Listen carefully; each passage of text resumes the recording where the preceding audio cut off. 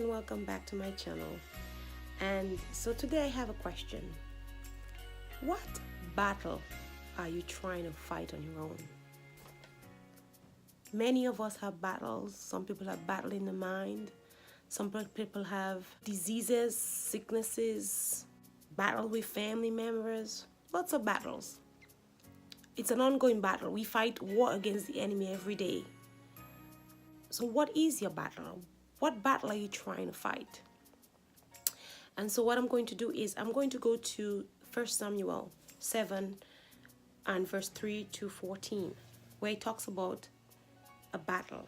And what I'm going to talk to you about today is letting God fight your battles. In 1 Samuel 7 from verse 3, it talks about Samuel. Samuel became king over Israel. But the Israelites, if we know about the Israelites, they were people that were hard-headed, like we all are, and they were flip-floppers.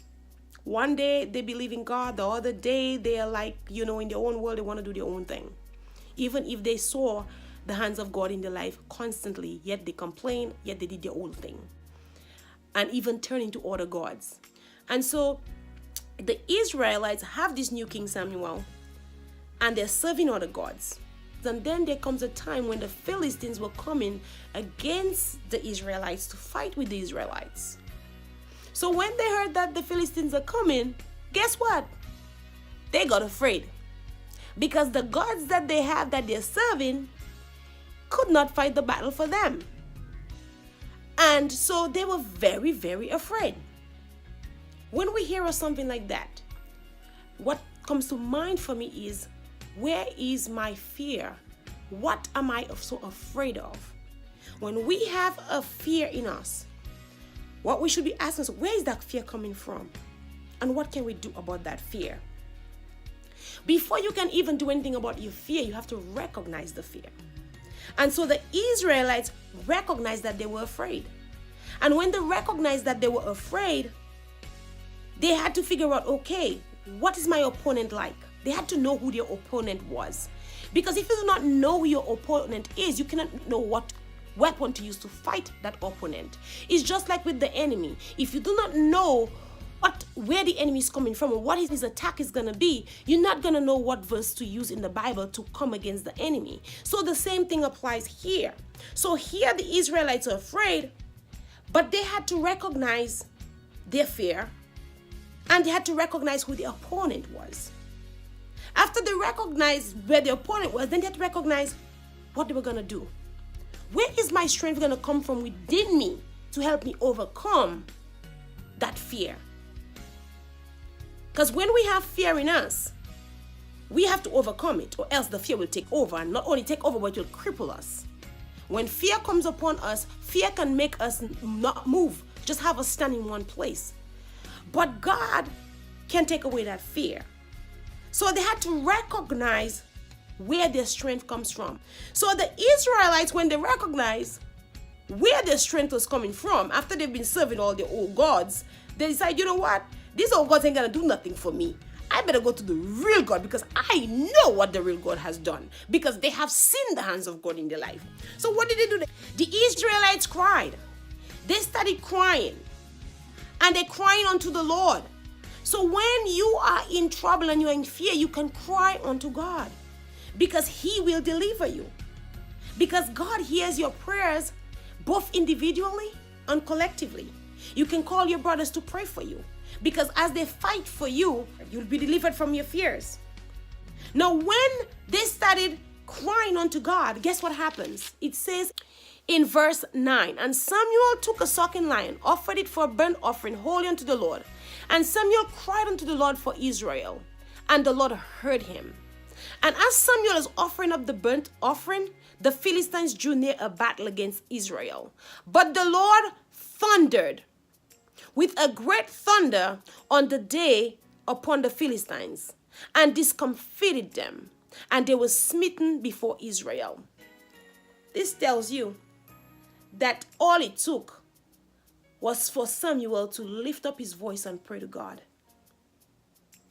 What are you going to do? He says, God thundered a great thunder on the day upon the Philistines, and he discomfited them. He embarrassed them. He confused them. And that's what God can do for you. God will confuse the enemy for you. He will mess up the plans of the enemy.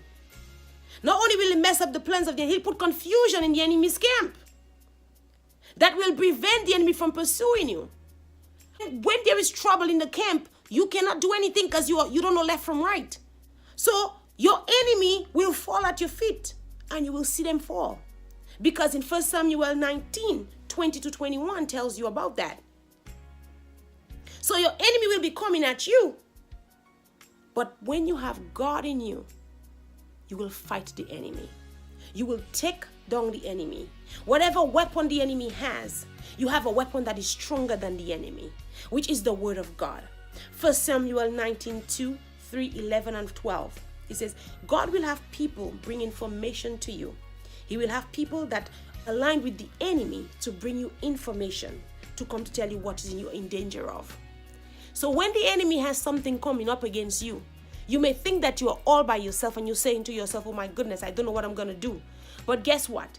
Because you're a child of God and you don't fight your battles by yourself, the enemy has people in its camp that God is going to use to take and to bring to you to tell you what the enemy is planning. So then by the time the enemy comes, guess what? You have one upon him and you can defeat him. God restores things back for Israel. 1 Samuel 7, verse 14, it says, and the cities which the Philistines had taken from Israel were restored to Israel, from Ekron even unto Gath, and the coast thereof did Israel deliver out of the hands of the Philistines. So when you're thinking that the Philistines took everything of Israelites, that God's saying, this is theirs. You're going to give it back. So all the things that the enemy has taken from you today, you need to take it back. Whether he has taken your children, you take it back. He took your sanity, take it back. He took your home, you claim it back. He took your husband, claim him back. I don't care where he is. He's yours, you claim him back. Whatever it is that he has taken from you, you take it back.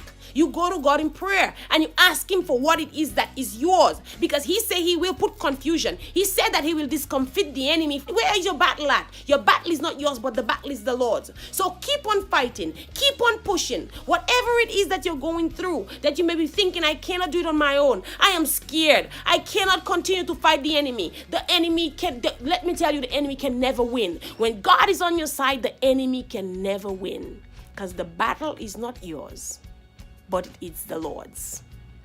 Thank you, and God bless you.